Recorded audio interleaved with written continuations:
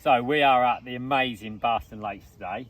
One of my favourite places to come fishing. Should be, it's about 2.5 hours to get here, so, but it's always worth the drive. A brilliant place, loads of fish, big carp, bream, skimmers, F1s, everything. So one of my preferred ways of fishing here, and I have a lot of big matches here, sort of like feeder masters, individual stuff, bait tech feeder masters, Super League, that sort of thing. You know, it's loads of matches where I'm competing against lots of other people, and I need to try and get a little bit of an edge, try and get a little bit of an advantage all the time, because ultimately everybody's chucking out a banjo or method feeder. So what can I sort of do to get that advantage?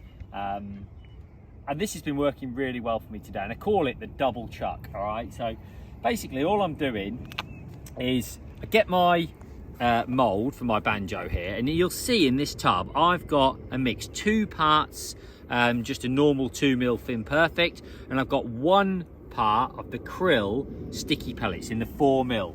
All right, now what they do is, I like a slightly bigger bait. I feel like that's great for the bigger carp here in Barston. They're a little bit tacky, so they just bind together. Now I've found if I try to do 4mm on their own, sometimes I love that, and that can be great, but the 2mm almost like fill the gap. So remember when we used to do ground bait in with your pellets, like a little bit of ground bait in with your micros? This is almost like a step up from that. So this is what I've been doing, because I think it's really, really important. First of all, I just basically heat the mould right up, okay, like it is there, wedge it onto the feeder, and literally I'm not even going to put it on very hard. It's almost like just on the feeder.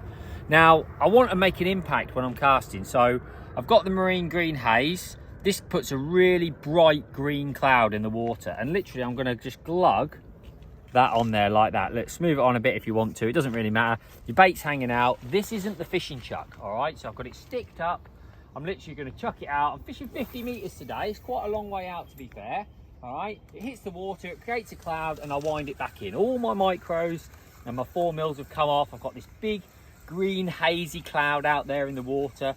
It's almost like my sort of come here lads chuck. I'm not a baiting feeder or anything like that, because I can do it with this feeder itself. And then this is my fishing one, so it's slightly different when I do my fishing one. First of all, I put some pellets in the bottom of the banjo feeder, and I give them a good press in like that, so they're nicely in. Then what I do is I sort of like half fill the mould, so you can see there, like it's not like filled to the brim, and lay my hook bait, which is just like a washed out yellow type wafter, and then I heap all the pellets on top like that. All right, fold that over the top, give it a nice squeeze, and this is my fishing one, so I don't want this to break up on impact, so I'll just give it a little extra squeeze with my hand, and then still I'm going to put the haze on. All right, so I'm going to get like a double impact with the green bait.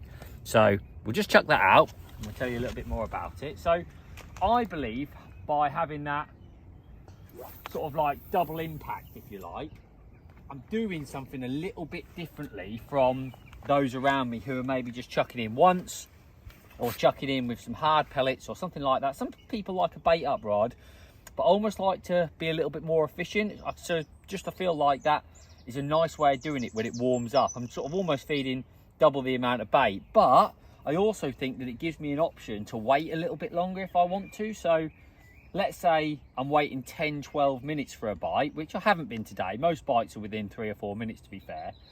But if I'm waiting 10-12 minutes for a bite, I always have more confidence that I've put almost like a double impact of bait. I've been a little bit more positive rather than just almost like one feeder full of bait.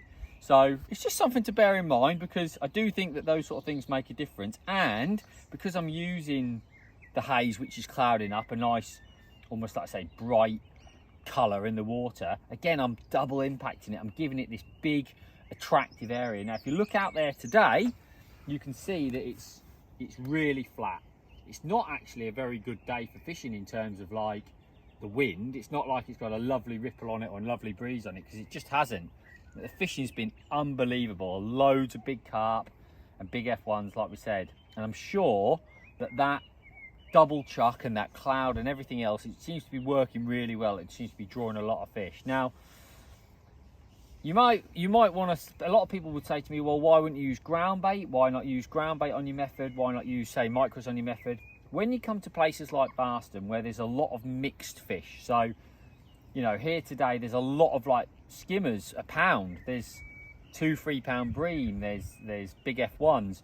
I really am trying to focus on the bigger fish, so everything in my bait reflects that. That's why I've got the 2 and 4 mil pellets. You know, days gone by I would be here with micros and I would be here with the micros and some ground bait.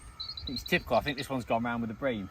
Classic. I haven't had a bream for about an hour, but that was always going to happen when we were filming. But look, a quick bite, and you can see why I'm having to be so aggressive with bait, because if I use those bigger particles, I'm a lot more confident that I'm going to catch more bigger fish. Shame this one's a skimmer, but that's how it goes.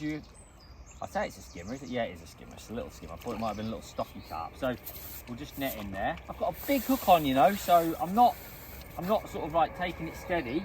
Let's show you one more time what the crack is. So a little skimmer there, pop it back. That's just, like I say, that's about typical, that is. So it's super quick to do. Load it up in your mould as quick as you can. Press them on, and of course, because you've got the sides here like this, it's going to hold the bait on when you cast, but obviously it'll come off straight away on impact. Let's just glug that on there. Look, I want it all sort of almost like dripping off. And the nice thing about haze is it's like a perfect consistency. It doesn't end up all over your hat or all over your bank. It sort of almost like grips to the bait, if you like. But obviously as soon as it comes into contact with water, it just creates that big hazy cloud. So absolutely perfect and really ideal for what I want to do. I've got a 6 pound main line on today, and I've actually put myself a 10 pound shock leader on, so I've got a nice strong shock leader. I think that's really important as well. So remember, the first load is a few in the feeder itself that you can sort of push in nice and firmly, and then the second one is a flat level mould. Drop my wafter in the middle, put a few more pellets on top, give that a really good squeeze, and then when it comes out, give it a good mould. You obviously want all those to grip on dead nice before you whack your haze on top. So let's get that back out into the swim, and you can see, if you imagine, there's a lot of bait on those large banjos. So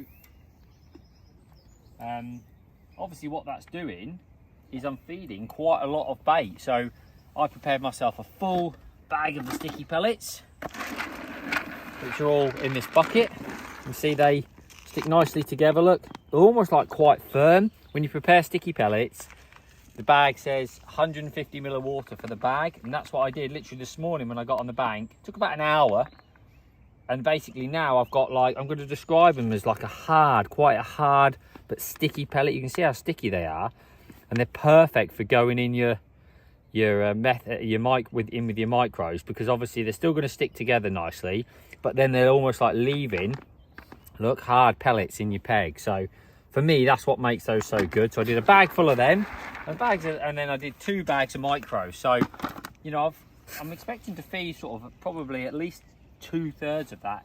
And if the day's good, like it has been today, and I'm casting in quite regularly, you might even feed them all. But it's just a really good way of being dead proactive.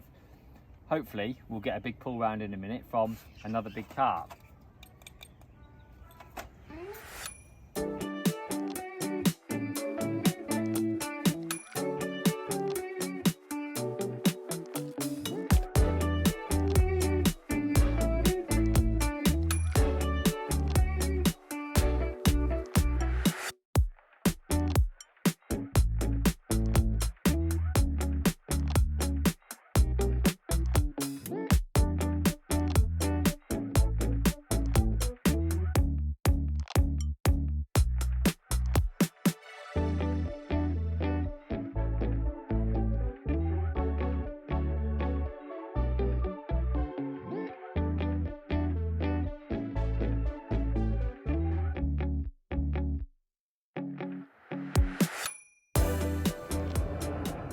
I think it's safe to say that one's on, which is absolutely great.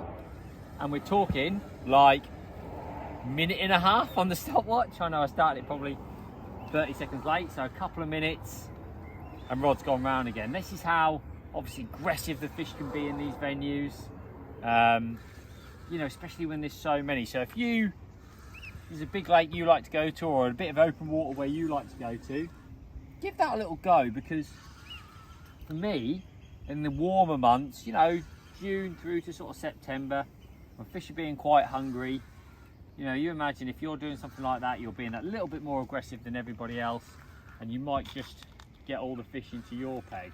I'm fancying this is one of the big F1s at Barston, I reckon, if I was a betting man. There you go. And it is brilliant, brilliant fishing. Really, really enjoying it today. And it just goes to show that if you've got the right ingredients and the right mentality, you can have an amazing day's fishing with great stamp fish like this. Let's just get him unhooked first, I think. There we go. You're going to behave for me, Mr. F1? Of course you are. There you go, look, big F1s. Loving it.